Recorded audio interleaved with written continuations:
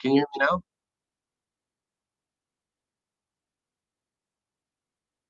Yes, now is good. Okay, sorry about that. So, because of technical difficulties, I can't point in the mimer we're up to. But if you should have the mimer, I sent it on the chat. And okay.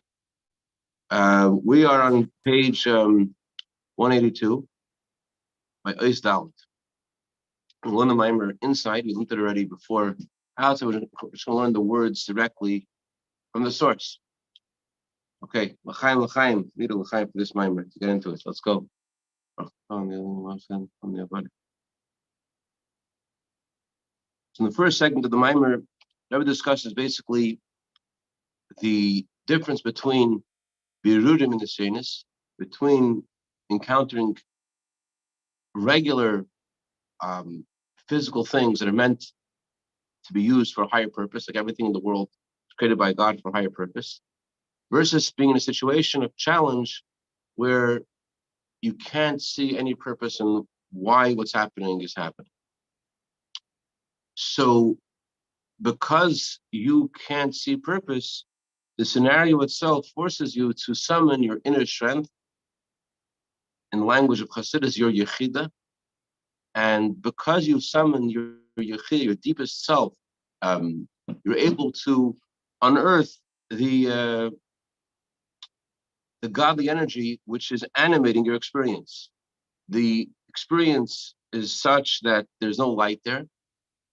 The godly energy that's animating the experience has been stripped of any light, and the only thing that's there is the essence of the godly spark. And because in order for you to overcome this challenge, you need to resort to your essence.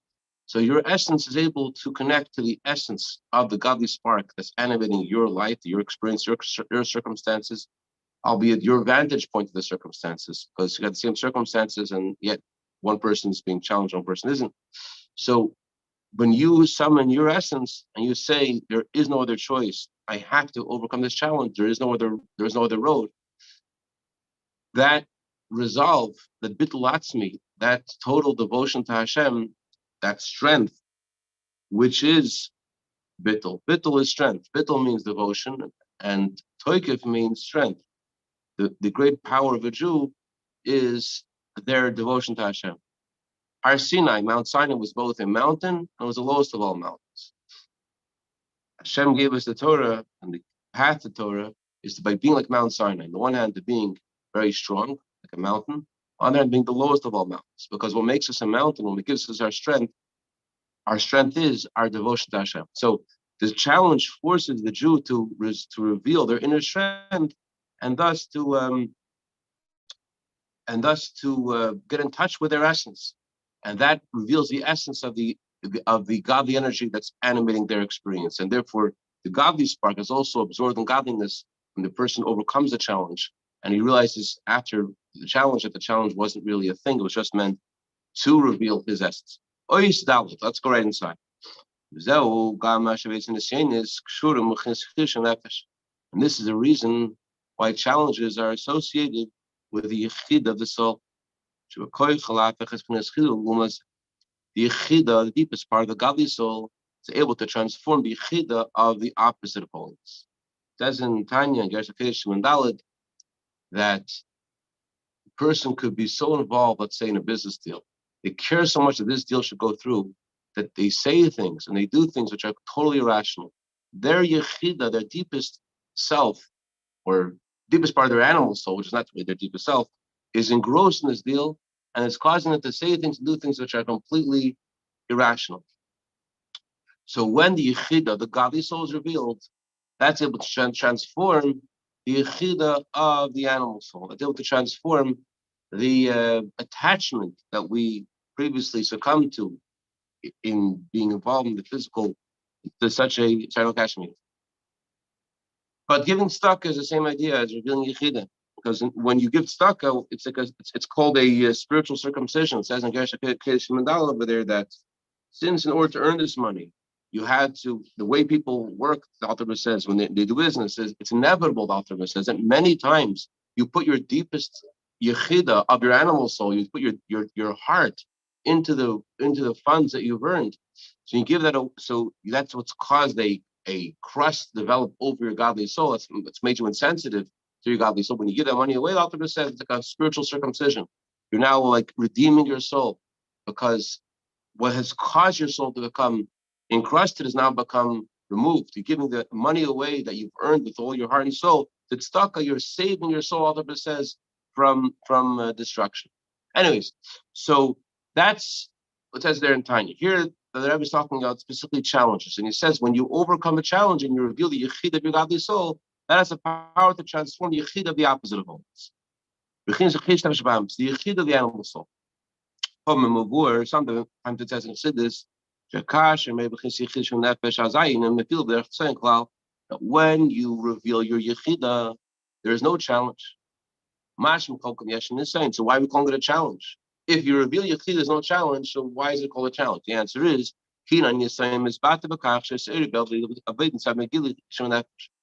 the challenge is to reveal the yechida of the soul. You are in a circumstance. Are you going to summon your inner strength and your devotion to Hashem or not? That's the challenge. But once you do reveal the Yechid Shema Nefesh, once that's revealed, there is no challenge. Next page 183.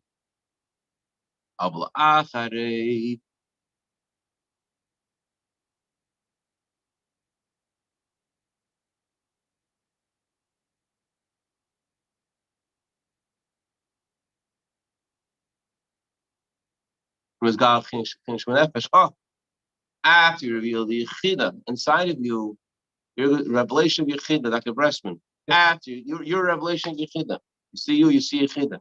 After you reveal your Yechida in your soul, then there's no challenge. What this means is the lower parts of the soul, the powers that animate our feelings and our action and our intellect. The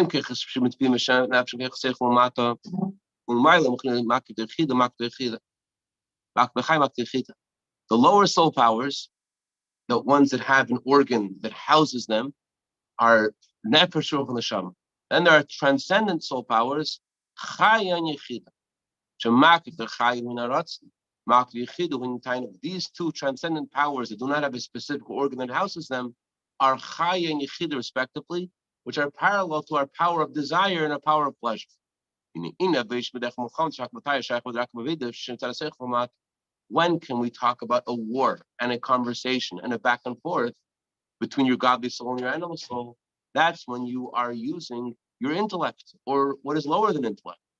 You're battling with your heart against the heart of your animal soul. Then you are trying to force your body to do the right thing, and your body isn't resisting. There is a back and forth. However, if you're talking about desire and pleasure, at that level, there is no argument. If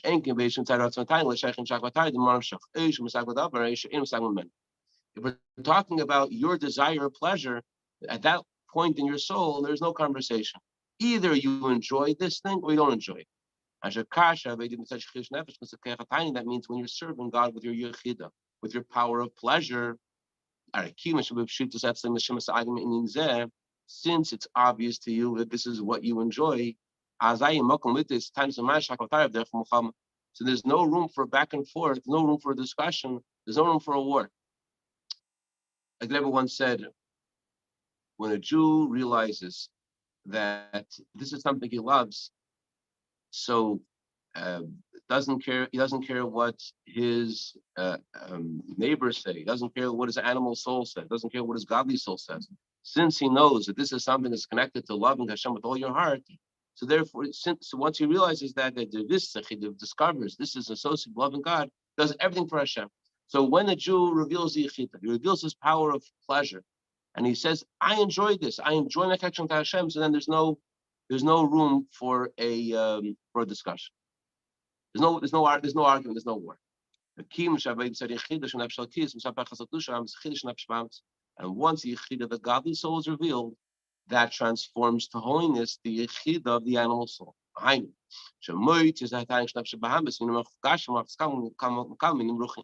That means he extracts the animal soul's pleasure from physical things And certainly he lifts the animal soul away from lowly corporal things. Once the animal soul's yichida has been transformed, then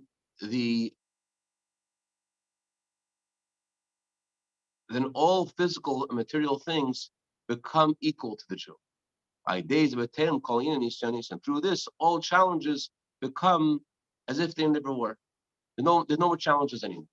The Alter says in chapter 11 in the Gersa Kodesh, someone who believes in Hashem is unaffected by all pain in the world. And all matters of the world, whether the answer is yes or the answer is no, it's equal to him.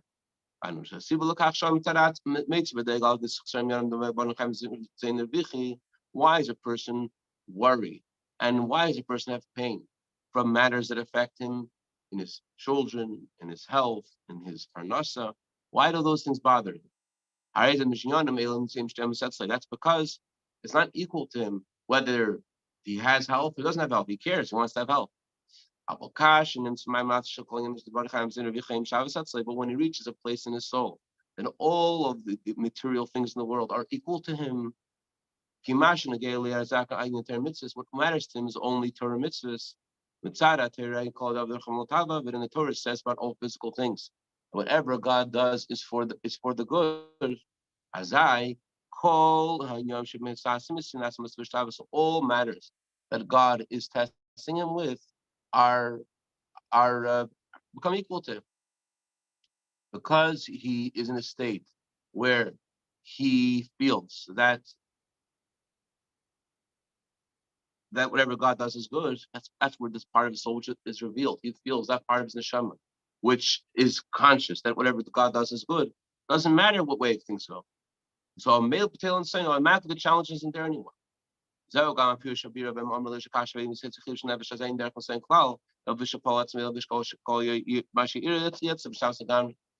the meaning of what we learned earlier. That when you reveal your yichid, there's no challenge anymore. That's because you affected yourself, and whatever happens to you, you accept the equanimity. Why? Because your yechida looks at everything the same. Your yechida, from the perspective of yechida, doesn't matter which way things go. Okay, so that's why once yechida is revealed, there are no challenges. Because when your yechida is revealed, from the perspective of yechida, it doesn't matter if it's this way, it doesn't matter if it's that way. Either way, it's good. Challenge is to come face to face with your yechida and say, this is the truth.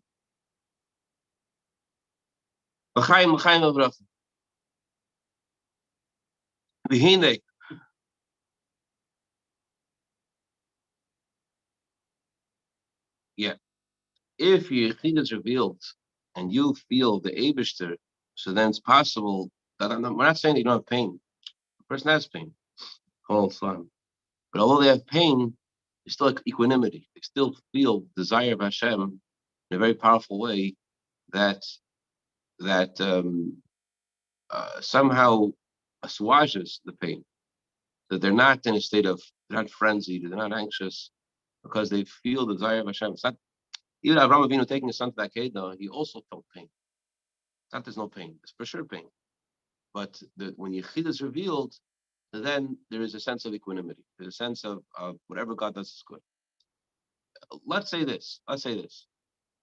Avraham Avinu and Yitzchak going to Akedah, the destiny was it was going to be good. Hashem's desire is always that things should turn out to be good. That's Hashem's desire is good. Hashem is good. He wants things to be good. But in order to be able to somehow believe that, when you're going on the road to the Akedah, you can't really believe that because your body says it's not good. But if you reveal your neshama, you reveal the deepest part of neshama, your yichida, so then that kind of a conversation can make sense. This is somehow going to be somehow this is going to lead towards something amazing. This is somehow going to lead towards yichida. This is somehow going to lead towards Bais Bezalel. We need more mashka to continue that conversation. Let's go further. My great grandfather, he lost on son of his own level. He lost 8 children. He would once ring and put him, and he said, "I'm schneit up from there. If they're cut away from you, you have to be simcha." He said it 8 times. They cut away from you, you have to be simcha. Cut away from you, you have to be simcha. That's yichida. That's respect of yichida. Okay, v'hine chas v'shalom. No one should have to be challenged that way. So the gun, we need one more with the other. That's whenever they too. I mean the previous Rebbe. Yes. Yeah, right.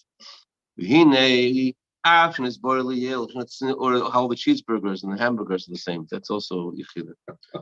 I mean after is boiling yield, and it's in the same well mas lagamri. After is shat same tis bovad.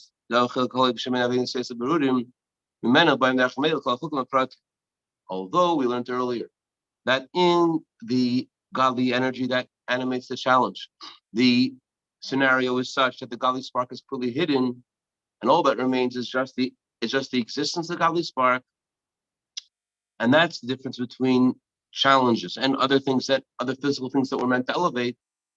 On the other hand, it's known, whatever has a higher source falls to lower place. So though we're talking about total darkness, however, if it creates a situation of total darkness, that indicates that the godly spark that's animating this scenario is very high. The key, since the godly spark has ascended so much, until all that remains is just its essence, it's understood that in this godly spark, there must be the highest of the high.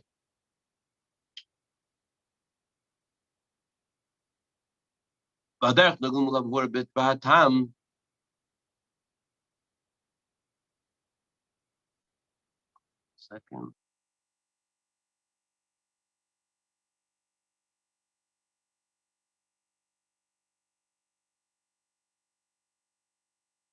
Oh, here we go.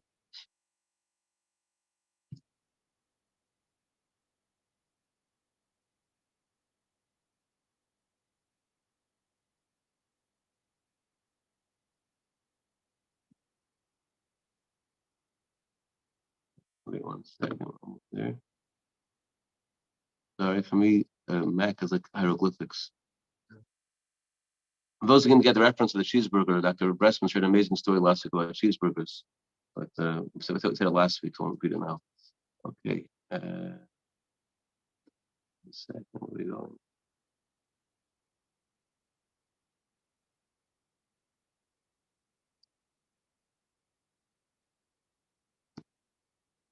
Oh. Okay. So this is similar to what Chassidus said, page 184. This is the reason why Mesiras Nefesh, sacrifice for Judaism, devotion to Hashem in a way that Chas V'Shalom hurts, is something that's found specifically in the last generations before the coming of Mashiach. Why? In earlier generations, there were Jews who were gifted in their minds, and their intellect concealed the core of their soul, their sacrifice. Their devotion to Hashem was concealed by their intellect. Because they appreciated godliness in such a sophisticated way, you didn't sense anymore. You didn't sense in them their devotion. Our later generations, because we don't have the gift of the minds of our grandparents and the gifts of their hearts. What do we have? What's at the fore of our consciousness is instead the sense of obedience and devotion to Hashem. And just like on a personal level, it's easier for your heel to have Mesiras Nefesh, to be devoted to what you wanted to do. Then your head, you could put your heel into hot water a lot easier than you can to putting your head in hot water.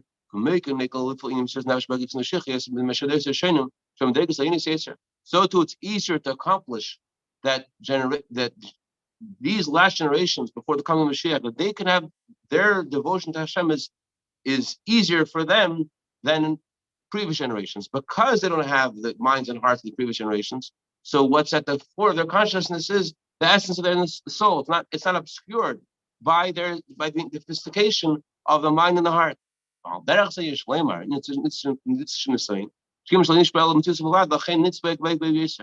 So too with the godly spark. Because the godly spark does not possess any light, so what is found in the godly spark, the essence of godliness, the highest of levels is there. Because it doesn't have light. Just like our generation, our essence is more present because we don't have the mind and heart of our grandparents. So too in the godly spark that animates a challenge, because it doesn't have the light. What does it have? It has something much higher than light. This will help us understand the verse. God is testing you to know if you'll pass the test. The question is, Hashem knows. What does it mean that Hashem is testing you to know if you'll pass the test? I know they mean saints, in order that there should be a knowledge and a vision of godliness, or that you should know Hashem, which this is the purpose of the coming of Mashiach. How do we come to know Hashem? This is through the challenges. God tests you. Specifically by God testing you, that's how you come to know and to see Hashem. But Tamadavar, why is this? Why does a test allow you to know Hashem in this way? Because when you're challenged, the godly spark is completely hidden.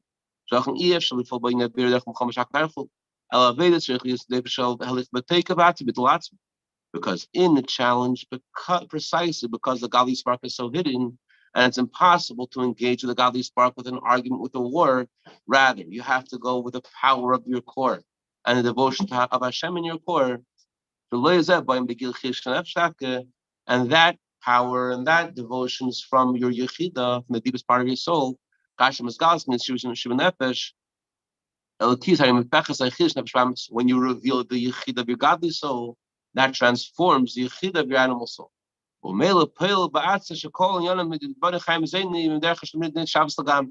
Automatically, that affects the person to feel that all matters of this world, whether it's matters of health or matters of children or matters of parnasa, they're all equal.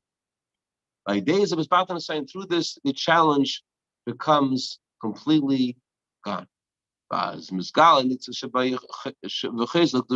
The godly spark animating this experience is revealed, and the godly spark is able to return to Kedusha. Not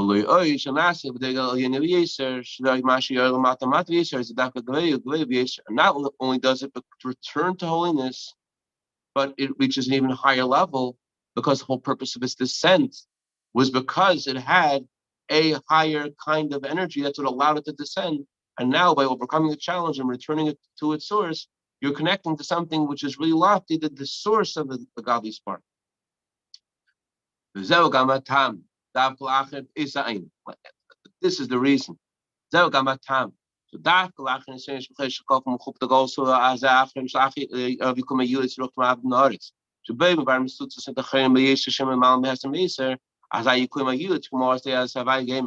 this is the reason why, specifically after the challenges of the darkness, of the double and quadruple darkness, of this last exile, and after this exile, the promise of Hashem, I will remove impurity from the world, be fulfilled. So, and during this last exile, when we're elevating the lowest and last sparks, the darkest sparks, specifically after elevating the darkest sparks, what promise of Hashem will be fulfilled? The world will be full of the knowledge of Hashem. How come after overcoming these challenges, the darkest challenges, how come after these challenges we reach the highest promise of Hashem, and the world will be full of knowledge of Hashem? God's promise that I'm testing you so you should know Hashem will be revealed, will be manifest, will come to fruition. The whole purpose of these challenges is that we should come to know Hashem, to know the God of your Father. And that's why Hashem gives us challenges now before Mashiach comes. It's not like it was when the Jews were in Egypt. The challenges merely disturbed them. As the previous Rebbe explains in his discourse, Hashem gave us the power and strength to recognize specifically in this last generation that they're just challenges. So why is it that we go from these challenges to the promise of the coming of Mashiach? What's the relationship between them? It's because these challenges force us to know Hashem in that way, to know Hashem in the way what we will, Mashiach will come.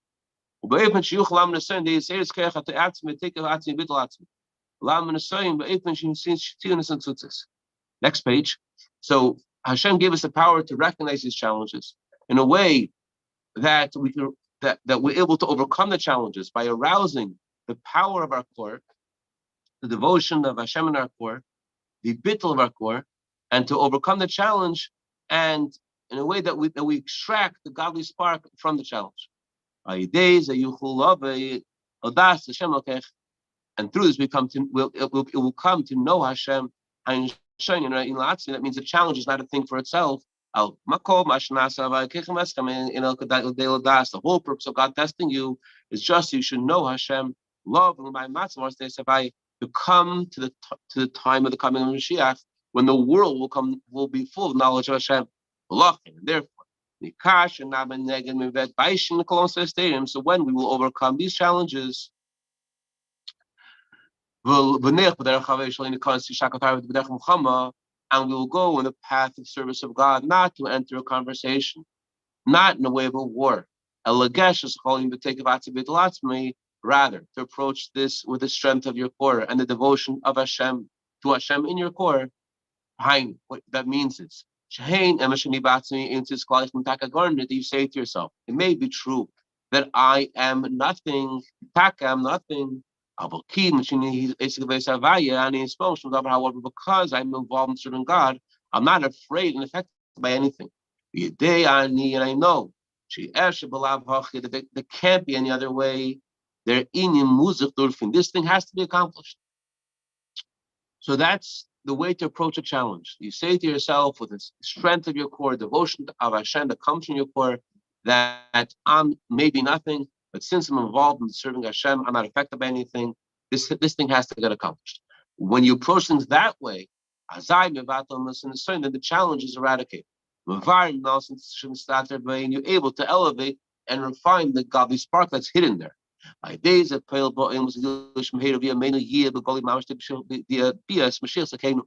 you cause there to be in the world revelation that will happen speedily in our days in an open and manifest way through the coming of Mashiach. The preparation for this has to be through every single Jew. The time of the exile, especially in this last exile, goes in this last exile itself. In the very last part of the exile, in the heels of the coming Mashiach, meaning Mashiach's soul is compared to a person. So the last generation before the coming Mashiach is compared to a heel. In that generation itself, there is the heel of the heel, the very lowest souls.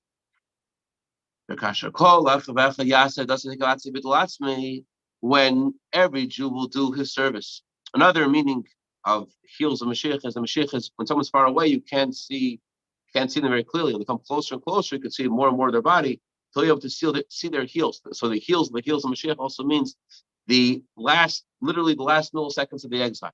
When every Jew will do their service of God with the strength of their core and devotion of Hashem in their core, as I'm here and there, so